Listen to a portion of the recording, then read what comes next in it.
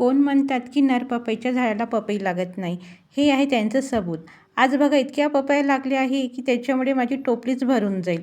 रोज खाईन तरी पपई संपणार नाही. मी तर इतकी खाणार नाही, पण शेजाऱ्याला पण देणार. खाऊन खाऊन किती खाणार.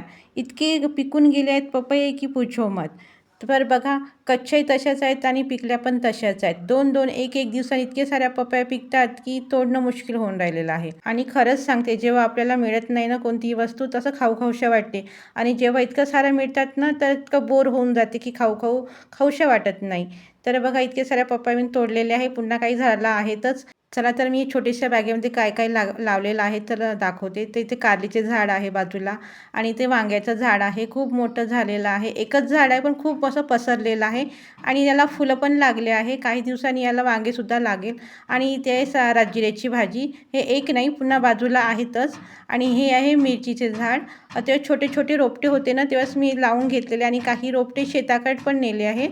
असे 4-5 मिरची झाडं घरी लावले आहे. आणि हे छोटे छोटे कोंब आलेले दिसत आहे ना, ते मेथी आणि सांबार आहे. धणे टाकले होते की जागा म्हणजे मोकळी होती ना, ते लावून टाकली. आणि याच्या बाजूला बघा, मी हे गुलाबाचे कलम छाटले होते, तर छान असं फुलं लागलेले आहेत गुलाबाचे. आणि बाजूलाच धोप्याचे पण झाड आहे. इकडे पण लावलेले आहे धोप्याचे झाडं आणि बाहेर पण लावलेलं आहे. तर मोठे पानं झाल्यावर तुम्हाला मी दाखवेन. तर माझा छोटासा बगीचा कसा वाटला नक्की मला सांगा. धन्यवाद.